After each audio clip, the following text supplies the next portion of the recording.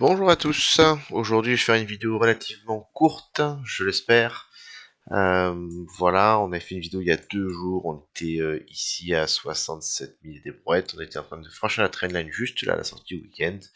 Et donc pour l'instant le plan se réalise, et je voulais faire juste une petite mise à jour rapide sur la situation actuelle.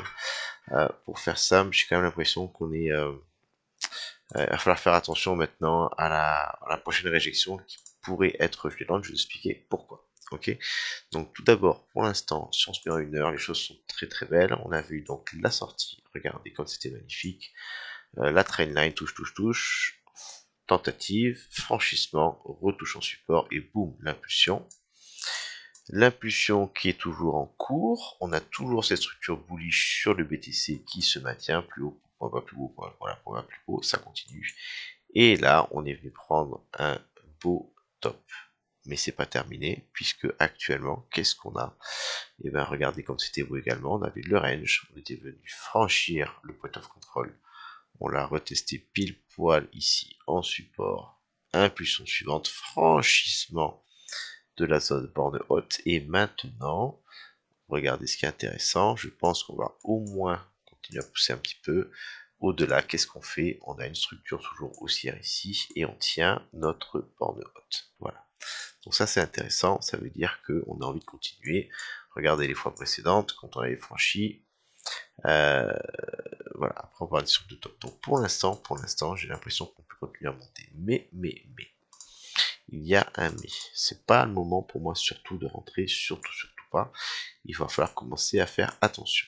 On est maintenant loin d'un support et on arrive sur résistance. On arrive sur résistance à 2 niveaux. Tout d'abord ici on a cette grosse trendline, le top ici, le top du premier range, et on arrive ici, on pourrait éventuellement avoir une réaction sur cette trendline. Alors elle est un petit peu au milieu de nulle part, je vous l'accorde, ok, mais il faut quand même la garder à l'œil, parce que c'est une trendline d'un niveau qui est très important. Au niveau d'IVWAP, ici on n'a rien, celui-ci encore trop loin, et celui-ci de ce top là, il est regardé juste là. Voilà, ça c'est très très beau. Le VWAP a déjà fonctionné une fois cette réjection.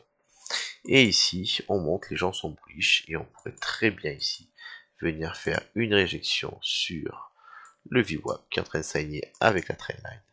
Et on pourrait avoir du coup un mouvement ici avec une réjection qui pourrait nous amener sur, pourquoi pas, venir faire un retest de la borne haute, la version bullish. On viendrait prendre liquidité ici qui n'ont pas été prises, et à partir de là, éventuellement, on rentre un petit peu à l'intérieur juste pour faire le support résistance qui est là, et après on repartirait pour le franchissement. Ça c'est la version la plus bullish. La version bearish, ce serait de réintégrer la borne haute. Si on commence du coup à retester en résistance, alors là du coup, on active ce qu'on a déjà vu par le passé, c'est-à-dire la fameuse déviation réintégration, borne opposée, déviation réintégration, borne opposée. Et donc on pourrait avoir une déviation réintégration, borne opposée. Tout simplement. C'est voilà, c'est le principe du volume profile est le suivant. Donc ici, pour moi, on a une zone importante de take profit. On peut éventuellement se garder un petit peu de marge. Là, il y a des liquidités à venir prendre. Top 75 000. Est-ce qu'on va venir faire ça? Est-ce qu'on va venir faire ça? En tout cas, à voir. Par contre, si on vient retoucher ici notre VWAP et traîner en support, alors là, il est probable qu'on vienne enfin faire notre cassure vers le haut.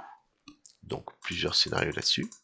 Il faut également garder à l'esprit une chose qui pourrait jouer fortement à la balance, c'est notre S&P. Notre S&P ici, qui a donc, comme on avait parlé, franchi cette trendline, et regardez depuis, c'est magnifique. On franchit la trendline et on est parti, pump, pump, pump. Et là, donc depuis l'annonce que Hydrodormus va réouvrir, on a eu une grosse baisse sur le pétrole américain. Voilà, les prix reviennent à la normale. Et ben on a le S&P qui est monté. Mais, que fait le S&P? Là, vous voyez, peut-être qu'il va commencer à s'arrêter. Parce que, mine de rien, quand on fait une poussée sur quelque chose qui est aussi gros et aussi volumineux, on parle quand même de, en une semaine, 8 jours, de 8%, c'est énorme pour le S&P. À un moment donné, il faut simplement un retracement. Et n'oubliez pas que plus une poussée a été volatile, plus le retracement peut l'être. Et ce retracement peut probablement, pour une raison X ou Y, venir redescendre, soit sur un niveau intéressant. Donc là, on pourra avoir le retour sur cette zone de résistance qui pourrait devenir support.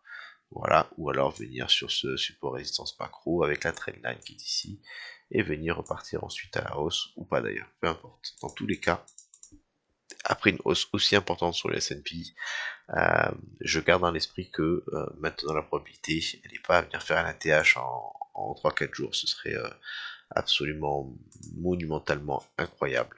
Je pense qu'ici on a eu un short squeeze énorme, on a squeezé tous ceux qui étaient bears et qui là doivent s'en mordre dans les doigts, mais ce genre de mouvement n'est pas sain, et ce genre de mouvement, une fois qu'il a eu lieu, en fait il a cramé toute l'énergie des liquidités qui attendaient, et maintenant il n'a plus rien pour le faire pousser. Donc, maintenant que tout le monde est bullish, que tout le monde s'est fait avoir, que tout le monde va se réveiller avec ah bon, c'est réouvert, que va faire le marché, ben, les gens vont acheter, et le marché, lui, il va bloquer, il va absorber, et après, il va les mettre dans le rouge pour qu'ils vendent, et pour qu'après, le marché puisse racheter et repartir. C'est le principe du marché. Fais une chose, et je ferai le contraire, sauf que là, moi, à la fin, c'est moi qui les sous. Donc, voilà l'idée. Et donc sur notre Bitcoin, et ben voilà, attention, attention, c'est joli, c'est tout plein, c'est tout vert, mais pour moi c'est pas du tout le moment d'acheter. On vient de prendre des liquidités, on est en train un petit peu de ralentir, on est au-dessus de la zone, voilà, il y a la grosse trendline qui est là, à surveiller, zone de take profit pour moi je pense intéressante, et à voir ce qui s'y passe. Par contre si on franchit, et si le S&P du coup fait son petit rebond et que ça affecte pas trop le Bitcoin, et ben là on pourrait enfin, comme je dis dans la vidéo, venir rechercher le gap CME, tout ce qui est à 85 000. J'espère que ça vous sera utile. 7 minutes, hein, c'est un peu long, mais je pense que c'était nécessaire. Bonne semaine à vous.